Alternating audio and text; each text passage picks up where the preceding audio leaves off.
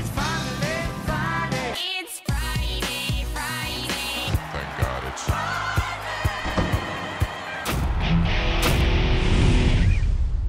All right, welcome back to the Friday Show, presented this week by Cal Racing Cares. I'm Scott Jagow, along with Ray Paulick. We're glad you could join us. Coming up, we'll let you be the judge of a stretch run at Mountaineer this week. But first, let's talk about Roman Chapa. The criminal outcome is that he's been given 10 years of probation. He's already been suspended 5 years. But this is his third violation of using a prohibited device, a buzzer, a machine, or some other device illegally. What's your takeaway from this case?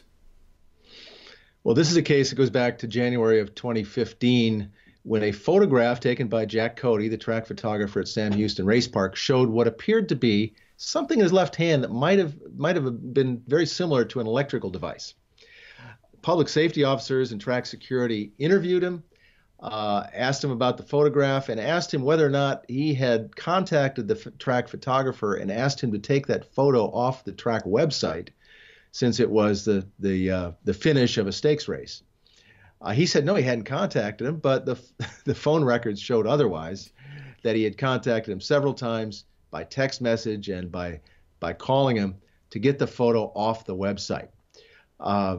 More serious charges, unlawful influence on racing, were dropped in light of him pleading guilty to the making false statements charge. I think they should have pursued the more serious charge against him, because if you're carrying a buzzer in a race, you're influencing the outcome of a horse race, and that's a crime.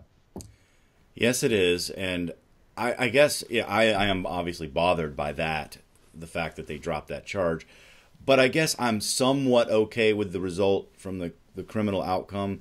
10 years probation. I don't think he had a record. I can see that. However, I am very upset about the fact that he has only been suspended for 5 years for this third violation. He was suspended for 5 years for the second violation. That makes 0 sense. He should have been sent out of the sport for the first violation.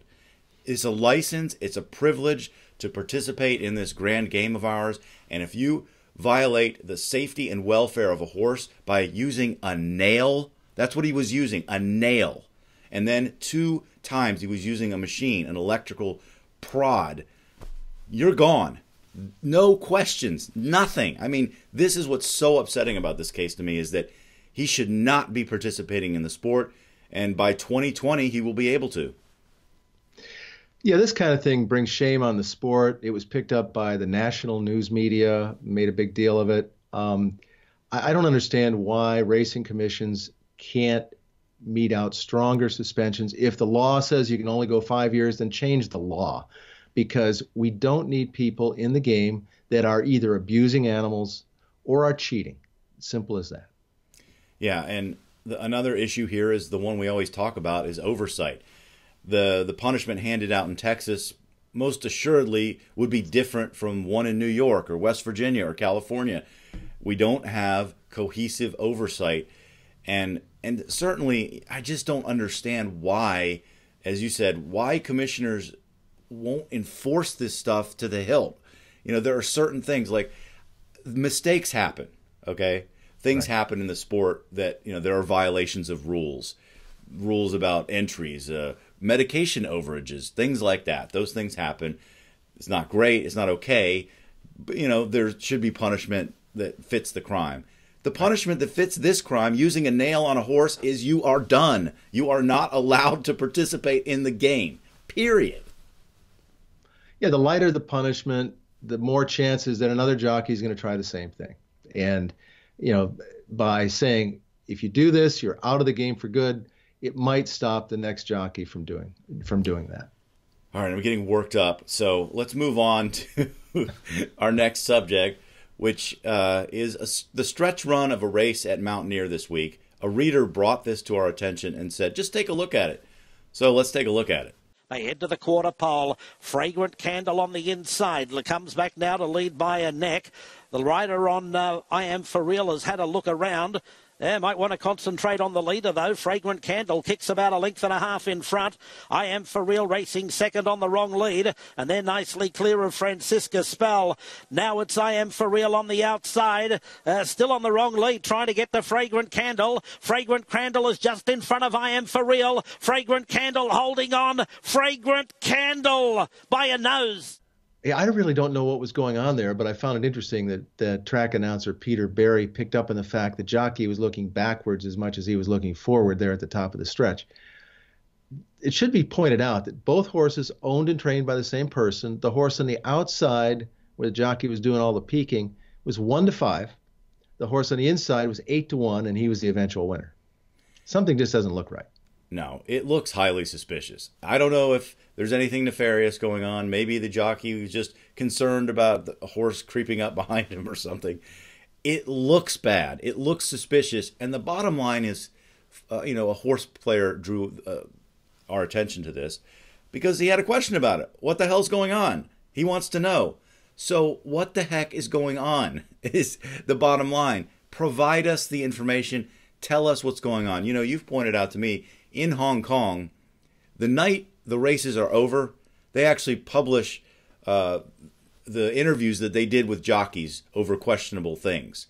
So the horse players know that night what happened, what the jockey said, what he was doing, what he was thinking.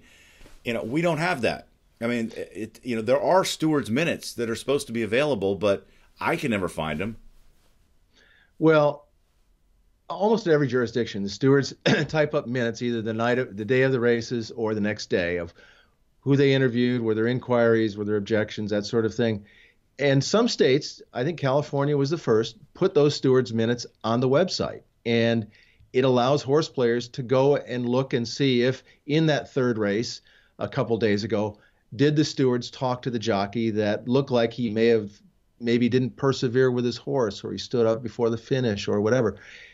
In West Virginia and a lot of other states, the stewards' minutes are typed up, they go to the commission, and they disappear. The public never sees them. And if horse racing wants to improve its integrity and improve the confidence that people have when they bet, the stewards' minutes should be put out there as quickly as possible so that those people who are betting money can say, oh, I'm glad the stewards were doing their job. They talked to the jockeys involved in this incident, and they talked to the trainer involved in this incident. I'll give you another example. Just this week, there was a TV report out of Denver on Arapahoe Park, and it wasn't very flattering. It might have been trumped up in the headline with words like cheat and dope.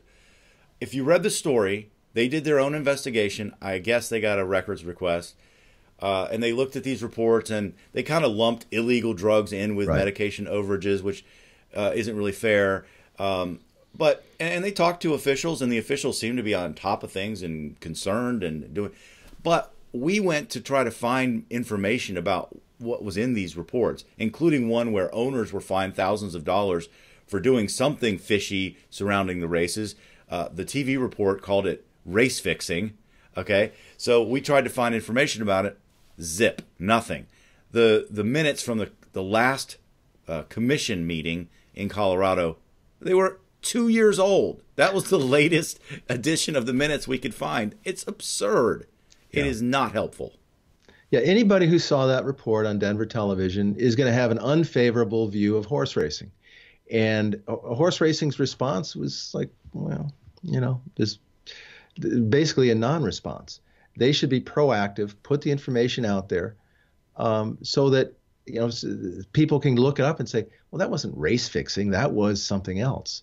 I happen to think that, as you said, the Colorado TV station sensationalized a little bit by saying cheating was going on when it was simply a matter of a horse having an overage of a therapeutic medication. But that's the media sometimes. Well, and that's part of the problem. The racing industry needs to be in front on these things so that there isn't. It makes you think you're hiding something. And even if you aren't, it just comes across as you're hiding something because there's no information available for us to have answers to our questions. And then what happens is the mainstream media digs a little bit. They actually get the records, and then they, possibly sensationalize it. So getting in front of it is so important to me. You're all worked up about this one. Still worked up. All right, we have a poll around this. Does the mainstream media sensationalize its coverage of horse racing, or is it simply just facts are the facts, and racing's problems are quite obvious? So we have a poll on the website, PaulickReport.com. Let us know what you think, and share your comments, your thoughts on our subjects today in the comments section of our website. That's going to do it for this edition of the Friday Show, presented by Cal Racing Cares. Thanks for joining us, and we'll see you next time.